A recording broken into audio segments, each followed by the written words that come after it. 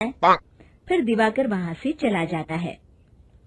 कुछ दिनों बाद मालती बाजार में कुछ सामान खरीद रही होती है। तभी एक बूढ़ा आदमी उसे आवाज देता है। अरे मालती बेटी, कैसी हो? मुझे पहचाना? मैं तुम्हारी कंपनी में मुनीम का काम करता हूँ। हाँ चाचा जी, मैं आपको बिल्कुल पहचानती हूँ। कहिए, कैसे हैं आप? मैं तो ठीक हूँ। कंपनी में कुछ भी ठीक नहीं चल रहा। यहाँ तक कि हमें ठीक वक्त पर तनख्वाह भी नहीं मिलती। ये आप क्या कह रहे हैं? अब क्या बताऊं, आप लोग तो कभी हिसाब किताब देखने दफ्तर आते नहीं। मेरी मानो तो एक बार आप लोग दफ्तर आकर सारा हिसाब किताब देख लो, आपको असलियत पता चल जाएगी। अच्छा बेटी, अब मैं चलता हूँ, देर हो रही है। फिर वो बूढ़ा वहाँ से चला जाता है। वहीं दूसरी तरफ मालती घर पहुंचकर अपनी सास को सारी बात बताती है। तभी वहाँ रमेश भी आ जाता है, लेकिन मालती की सास मालती की किसी भी बात पर विश्वास नहीं करती। तभी रमेश कहता है, अरे माँ, बिना आग के कभी धुआं नहीं उठता। जब मालती इतना कह रही है तो हमें एक बार दफ्तर चलकर देख लेना चाहिए। वैसे भी हम लोग काफी दिन से अपने दफ्तर नहीं गए हैं। इस तरह किसी एक आदमी के भरोसे काम छोड़ना मुझे भी ठीक नहीं लगता। अगले दिन वे सभी अपने दफ्तर पहुंचते हैं और सीधे दिवाकर के कैबिन में जाते हैं।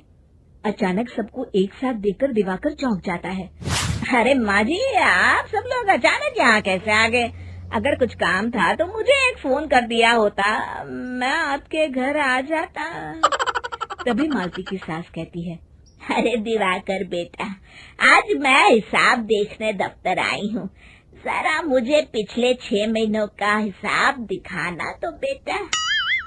दिवाकर घबराते हुए हिसाब की फाइल मालती की सास को देता है। मालती की सास फाइल लेकर मालती को देती है और कहती है, ले बहू, देख ले हिसाब।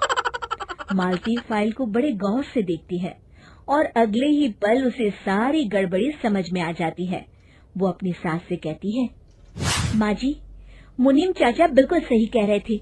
हमारी कंपनी में पिछले 6 महीनों में जितना मुनाफा हुआ है, हमें उसका आधा पैसा भी नहीं मिला। यूँ समझ लीजिए कि 1 रुपये में सिर्फ चवन्नी ही हमारे हाथों में आई है। मालती की बातें सुनकर मालती की सास गुस्से से दिवाकर को पूछती है, क्यों दिवाकर, मेरी बहू जो कह रही है वो सच है? दिवाकर समझ जाता है आज उसका भांडा फूट चुका है। वो गिड़गिड़ाते हुए कहता है, मुझे माफ कर दीजिए माँ जी, मैं पैसों के लालच में अंधा हो गया था। अरे वाह दिवाकर, तू तो एक नंबर का चोर निकला। इतने दिनों से मैं तुझ पर आंख बंद करके भरोसा करती रही और तू मुझे ही चुना लगाता रहा। अभी के अभी निकल यहाँ से और दोबारा अपनी शक्ल मत दिखाना। दिवाकर वहाँ से भाग जाता है। मालती की सास मालती को शाबाशी देते हुए कहती है, बहू, आज मैं समझ गई कि पढ़ाई लिखाई हमारी जिंदगी में कितनी जरूरी है। मैं बहुत किस्मत वाली हूँ जो मुझे तुझ जैसी बहू मिली है। शिक्षा, पढ़ाई लिखाई का इस्तेमाल सही जगह करके हम दुनिया में बहुत कुछ बदल सकते हैं।